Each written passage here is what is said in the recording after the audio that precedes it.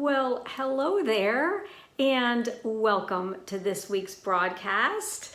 I am filming from a temporary location in my garage, and I am Ann LaFollette. So if you are new here, I am a surface pattern designer and an online educator, and we are talking right now about from vision to execution. It's a mini series that I started a few weeks ago, and so if you want to catch up, just go watch the videos from a few weeks ago. But we are embarking this week on step number 3 in this 5-step process. And step number 3 is called the key assumptions. So just to make sure everybody is on the same page super quickly, this is a mini series called From Vision to Execution. It's a 5-step process that I follow that at the end of includes a wall calendar, a year-at-a-glance wall calendar that's color-coded with your key goals for the year, and they are all organized across that time continuum so that at a glance you can look and see what it is that you need to be accomplishing and how to actually make it happen and to make your vision become a reality. So we've gone from step number 1, which was the vision, to step number 2, which is the parts and pieces, otherwise known as your key goals. And step number 3 today is all about some of the key assumptions that you need to think about as you dive even deeper into making those goals become a reality. Now, my recommendation and the way I work through my key assumptions is through 2 filters. The first filter is time, how long it's going to take to do something. And the second is resources. Are there additional resources I'm going to need to make sure that I actually can make that goal become a reality? Now, we've been using a very specific set of examples that many of you shared with me. So if you've been participating, many of you have these 3 goals. Goal number 1 is to build or improve your website. Goal number 2 is to start to build your email list. And goal number 3 is to figure out what you would like to be communicating with your growing audience in terms of weekly content. So last week we took those 3 goals and broke them down into much more granular detail by following a framework that's called SMART goals. So you can go back and watch last week's episode to get caught up. But this week we want to take those same goals and we want to put time around them. Meaning we want to ask ourselves, or you want to ask yourself, these questions. How long do I think it's going to take for me to do each one of the steps that are now outlined below your goals? Are some of those steps that have to happen one after the next, or are some of those steps able to happen kind of in parallel or at the same time? The other thing is, when you think about the goals themselves, do you think all of them are going to take about the same amount of time to accomplish, or are some of the goals going to take less time than others? Or in fact, are some of them going to be things that you rinse and repeat? So for example, getting your website up and running is a major activity with lots and lots of parts and pieces, and it's going to take quite a bit of time. And it's never going to be perfect. So at some point, you're just going to need to get it live and then continue to iterate it once it's up and running. So that time frame is a little bit different from other goals.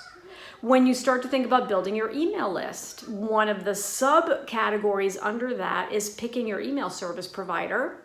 But you can make that decision relatively quickly.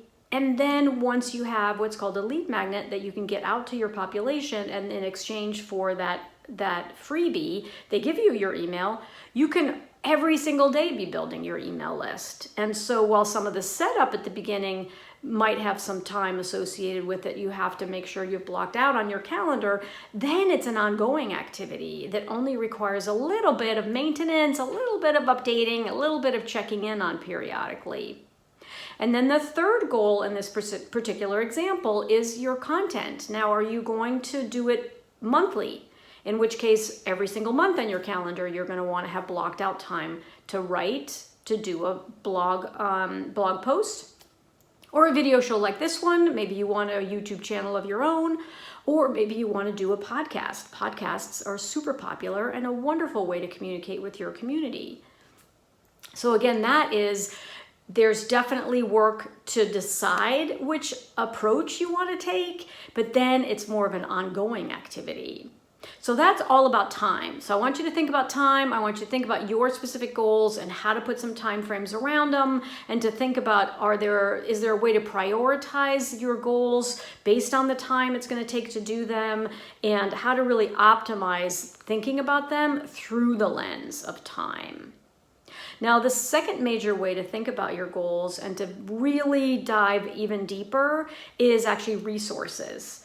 What additional resources are you going to need? And is there additional learning that you might need to acquire in order to be able to accomplish a particular goal?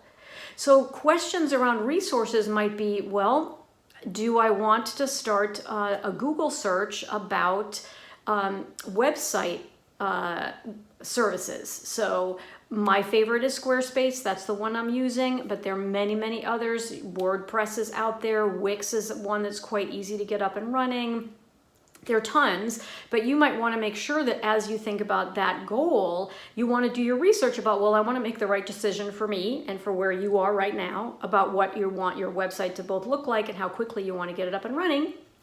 So you want to do some research about, well, which ones are the best and which ones might both appeal to you the most based on cost and also what they're capable of doing. And my recommendation is always make sure you're thinking long term. Don't make a decision based on what you think you need, like just right this minute, because that might lead you to make a decision where you're not going to be able to continue on that platform over a long period of time, to be able to actually do all of the different things you're going to want to do in the future and have that website able to do. So that's where time comes in again. However, resources could also look like additional training that you need. So it might be ensuring that next week we're going to go to the big calendar and we're going to map all of this out. But as you're starting to take your notes and diving into more detail this week, one of the things you might think about is, well, where do I need to ensure I'm blocking out enough time to do the learning that's going to be required for getting my email service provider up and running? Or, for example, for batching the type of content that you want to do. Now, I provide content weekly. I think that is definitely my strong recommendation because people want to hear from you. However, you can start out monthly, and then once you kind of understand exactly how long it takes you to write a blog or to do a video show, you could do it every other week, and then eventually you can do it as often as weekly. And of course, that's totally going to be up to you. But I am super excited about this part of the process. And so the action I want you to take is go back to those goals, make sure you completed last week's assignment, which is about turning them into SMART goals. And then this week, dive even deeper through the lens of time and how much time it's going to take these various things, and then also through the lens of additional resources. And then next week, when we get into step number 4, which is called the tactical plan, we will pull out the wall calendar, we will pull out our Postit notes, and we will actually start to map it all out on a master calendar. I love to use a year at a glance. I also love Postit notes because it allows us to do color coding that we will get into more next week. And then we really can zoom out and see all of this coming together in one place. And Postit notes provide you with so much flexibility because you're going to be able to not have any fear about how you're putting them onto your calendar because you can move them. And it's a brilliant way to be able to iterate the process until you finally have it in a place that you feel is about 90% right. And Postit notes, I leave them up. I don't actually go to a written document, a fully written document, because I want to be able to make changes as things occur. And we're living in a world where change is pretty constant. And so you want to have ultimate flexibility to move things around, especially in an environment like the one we're living in today. So if you enjoyed this broadcast, please click the subscribe button. You can also click on that little bell that will notify you when I have my next broadcast. And share this with your friends and family. Have them join my creative community and partake in this mini-series called From Vision to Execution. I always like to say in closing that I am Anne LaFollette, and it's never too late to create. Bye for now, and I'll see you next week.